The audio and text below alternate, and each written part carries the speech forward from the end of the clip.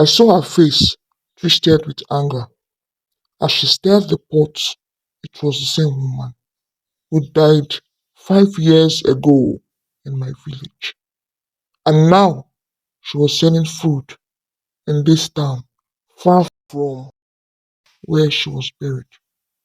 My name is Musa, and I never believed in ghost stories until it happened to me. I was just a trader traveling from village to village, selling goods. One day, I arrived in a small community called Kari. The people were kind and the market was busy, but there was something off about the food sellers.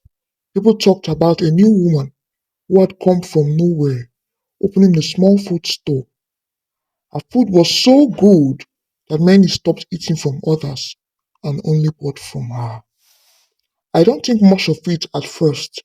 I was tired from traveling and just wanted to eat. I saw her store and it looked cleaner than most. The smell of stew and rice pulled me in. When I sat down and looked at the woman, my heart nearly stopped. I knew her. Her name was Aisha. She had died in my village. Aisha wasn't a bad person. She was known as a quiet woman, a good cook, but something terrible happened the night she died. There was a fire in her home, and her body was burnt so badly no one could recognize her. They buried her in a small grave, and that was the end, or so we thought. But here she was standing in front of me, alive, or at least looking alive. She didn't seem to recognize me. Her eyes were dark. Her face looked wrong. I tried to tell myself it wasn't her. Maybe it was just someone who looked like her. But deep down, I knew that was Aisha. I stood up to leave, but she called me back. Her voice was cold, distant. Don't you want to eat? She asked. I froze. I couldn't move. Then, before I knew it, I was sitting again. She served me a plate of food.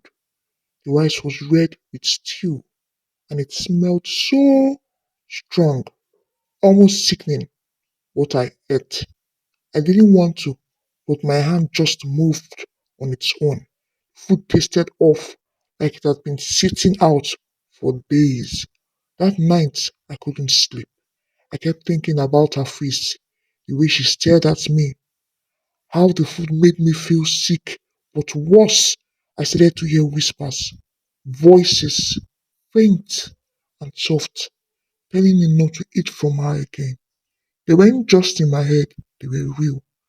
I swear I could hear them coming from the walls of the small room I was renting. The next day, I avoided the market, but I still heard people talking about the food seller. Some said her food made them feel strange. Others claimed they had seen shadows in her store at night. I knew I had to leave Kare, but something told me I couldn't go just yet.